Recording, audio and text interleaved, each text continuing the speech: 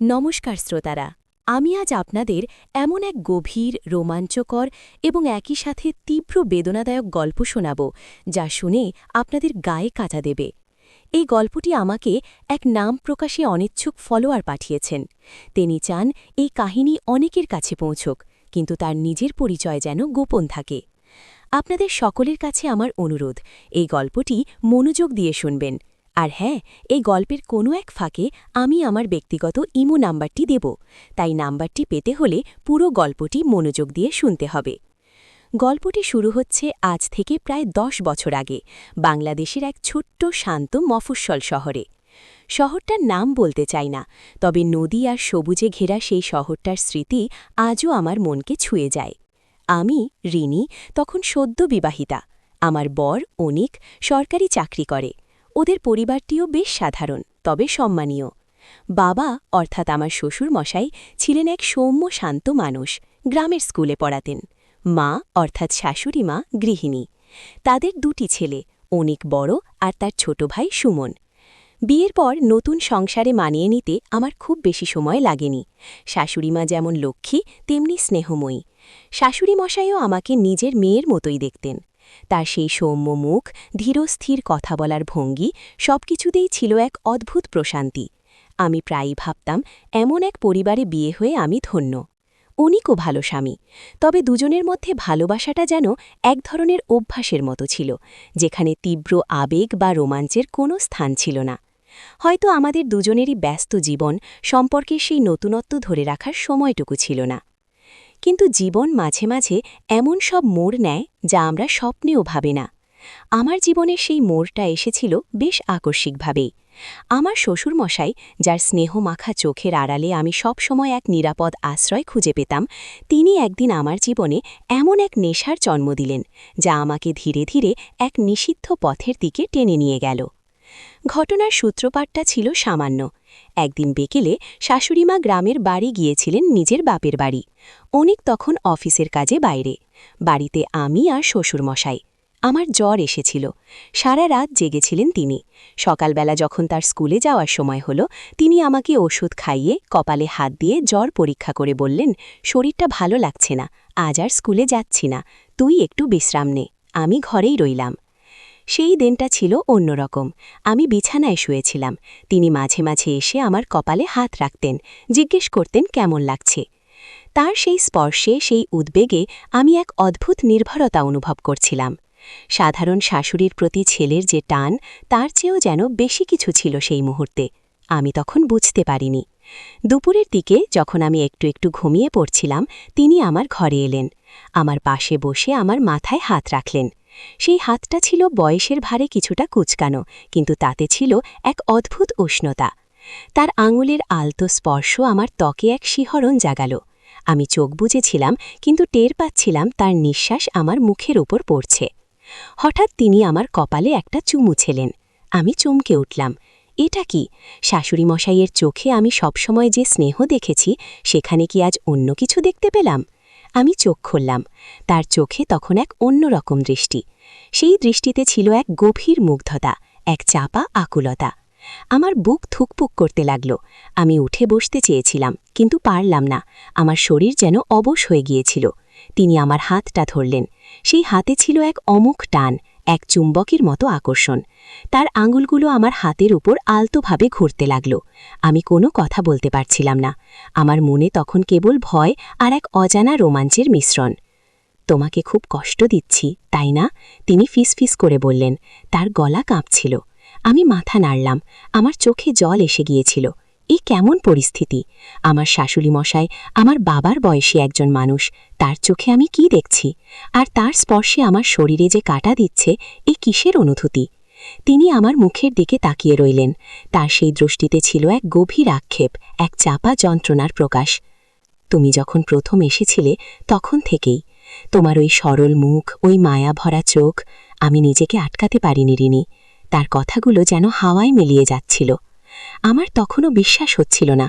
আমি তাকে বাবা বলে ডেকেছি, তার পায়ে হাত দিয়েছি, আর আজ তিনি আমার সামনে এমনভাবে। আমি চাইছিলাম এই দৃশ্য থেকে পালিয়ে যাই, কিন্তু আমার পা যেন মাটিতে গেঁথে গিয়েছিল। তিনি ধীরে ধীরে আমার দিকে ঝুঁকে এলেন। তার নিঃশ্বাস আমার ঠোঁটে এসে লাগল। আমি চোখ বন্ধ করে ফেললাম। আমি জানি না কি করা উচিত। এই মুহূর্তে আমার শরীর চাইছে তাকে ধাক্কা দিয়ে সরিয়ে দিতে, কিন্তু আমার মন এক অজানা টানে আচ্ছন্ন হয়ে যাচ্ছিল। এই টানটা কি নিষিদ্ধ, নাকি এটাই মানুষের স্বাভাবিক টান, যা এতদিন আমি অন্যভাবে অনুভব করে এসেছি? তার ঠোঁট আমার ঠোঁট স্পর্শ করল, এক দীর্ঘ গভীর চুমু। এই চুম্বনে ছিল না কোনো কামনার আদিম উল্লাস, ছিল এক গভীর আত্মিক টান, এক অসমাপ্ত আকুতি, আর লোকলজ্জার এক অনন্ত ভয়। আমি নিজেকে সরাতে পারলাম না। আমার মনে হচ্ছিল আমি যেন এক অন্য জগতে পৌঁছে গেছি, যেখানে কোনো নিয়ম নেই, কোনো বাধা নেই, শুধু দুটি আত্মা একে অপরের স্পর্শে মত্ত। সেই চুম্বনের পর তিনি আমাকে ছেড়ে দিলেন। তার চোখে তখন রাজ্যের জল। আমাকে ক্ষমা করে দিও রিনি। আমি জানি আমি যা করেছি তা অন্যায়, কিন্তু আমি নিজেকে আটকাতে পারিনি। তিনি নিচু স্বরে বললেন। আমি তখনও বাকরুদ্ধ, কি বলবো বুঝতে পারছিলাম না। আমার নিজের শরীরের ভেতরেও এক অদ্ভুত আলোড়ন। আমি কি তার এই নিষিদ্ধ টানে সাড়া দিয়েছি, নাকি এটা শুধু এক মুহূর্তের মোহ? তিনি ঘর থেকে বেরিয়ে গেলেন। আমি একা পড়ে রইলাম। আমার শরীর কাঁপছিল। আমার মনে তখন এক তুমুল ঝড়। একদিকে ছিল অনিক, আমার স্বামী, আমার সংসার, সমাজের নিয়ম। অন্যদিকে ছিল আমার শ্বশুর মশাইয়ের সেই নিষিদ্ধ টান, সেই আকুল চাহনি, আর তার ঠোঁটের সেই অচেনা স্পর্শ। পরের দিনগুলো ছিল আরও কঠিন। তিনি আমার সামনে আসতেন, কিন্তু তার চোখে থাকত এক গভীর অপরাধবোধ। আমিও তার সামনে যেতে লজ্জা পেতাম। অনেক কিছুই বুঝত না। সে আমাকে আগের মতোই ভালোবাসত, কিন্তু তার ভালোবাসায় সেই পুরনো আবেগ ছিল না। আমি এক গভীর দ্বন্দ্বে ভুগতে লাগলাম। একদিন বিকেলে আমি বাগানে বসেছিলাম। বৃষ্টি পড়ছিল। হঠাৎ তিনি আমার পাশে এসে বসলেন। তার হাতে ছিল এক কাপ চা। তিনি আমার দিকে তাকিয়ে মুচকি হাসলেন। সেই হাসিটা ছিল আগের মতোই সৌম্য, কিন্তু তাতে ছিল এক গভীর বিষাদের ছায়া। কি ভাবছ রিনি? তিনি জিজ্ঞেস করলেন। আমি কিছু বলতে পারলাম না, শুধু তার দিকে তাকিয়ে রইলাম। তিনি আমার হাতটা ধরলেন। এবার আর সেই উত্তেজনার শিহরণ ছিল না, ছিল এক গভীর নির্ভরতা। আমি জানি তুমি আমাকে ভুল বুঝেছ। সেদিন আমি তোমাকে যা করেছি তার জন্য আমি দুঃখিত, কিন্তু তোমার প্রতি আমার অনুভূতিটা শুধু শাশুড়ির প্রতি ছেলের মতো নয়, এটা অন্য কিছু, যা আমি নিজেও ব্যাখ্যা করতে পারি না। তার কথা শুনে আমি আবার কেঁদে ফেললাম। আমার ভেতরের সব চাপা কষ্ট যেন বেরিয়ে আসছিল। কিন্তু এটা তো ঠিক নয় বাবা, আপনি আমার শ্বশুর, আমার বাবার মতো। আমি জানি রিনি, কিন্তু মন বলে কথা নয়। এই অনুভূতিটা অনেক দিন ধরে আমার ভেতরে ছিল। তোমার ওই শান্ত স্নিগ্ধ রূপ, তোমার কথা বলার ভঙ্গি, সবকিছুই আমাকে মুগ্ধ করত, কিন্তু আমি জানতাম এ পথে যাওয়া উচিত নয়। সেদিন জ্বর হলে তোমার ওই অসহায় মুখ দেখে আমি নিজেকে আটকাতে পারিনি। তিনি আমার হাতটা ধরে রইলেন। তার হাতের স্পর্শে আমি এক অদ্ভুত শান্তি খুঁজে পাচ্ছিলাম। এই শান্তিটা কি কেবলই এক মানসিক প্রশান্তি, নাকি এক নিষিদ্ধ প্রেমের ইঙ্গিত? আমি জানি তুমি আমাকে ঘৃণা করছো, তিনি নিচু স্বরে বললেন। না বাবা, আমি আপনাকে ঘৃণা করি না, কিন্তু আমি ভয় পাচ্ছি এই সম্পর্কটা আমাদের কারোর জন্যই ভালো হবে না। তুমি ঠিক বলেছ, তিনি দীর্ঘশ্বাস ফেললেন। কিন্তু কিছু কিছু টান উপেক্ষা করা যায় না রিনি। এই টানটা শুধু শারীরিক নয়, এ এক গভীর আত্মিক আকর্ষণ। সেদিন তিনি আমার পাশে বসে রইলেন যতক্ষণ না বৃষ্টি থামল। তার পাশে বসে আমি যেন এক অন্য জগতে হারিয়ে গিয়েছিলাম। বাইরের পৃথিবী, সমাজ, নিয়ম কানুন সব যেন তুচ্ছ মনে হচ্ছিল। শুধু অনুভব করছিলাম তার নিঃশ্বাসের উষ্ণতা, তার হাতের স্পর্শ, আর তার চোখের গভীর আকুলতা। সেই ঘটনার পর থেকে আমাদের সম্পর্কটা এক অন্য মাত্রা পেল। আমরা একে অপরের থেকে দূরে থাকতাম, কিন্তু আমাদের মন একে অপরের প্রতি এক অমোঘ টানে বাধা পড়েছিল। রাতের বেলা যখন অনিক ঘুমিয়ে পড়ত, আমি বিছানায় শুয়ে তার শাশুড়ি মশাইয়ের কথা ভাবতাম। তার সেই নিষিদ্ধ স্পর্শ, তার সেই আকুল চাহনি আমার মনে এক গভীর ঝড় তুলত। মাঝে মাঝে নিজের মনেই প্রশ্ন করতাম, এই অনুভূতি কি ভালোবাসার, নাকি শুধুই এক নিছক নিষিদ্ধ আকর্ষণ? একদিন রাতে অনিক বাড়িতে ছিল না, সে এক ট্রেনিংয়ে গিয়েছিল। বাড়িতে আমি আর শ্বশুরমশাই, শাশুড়িমাও ছিলেন না।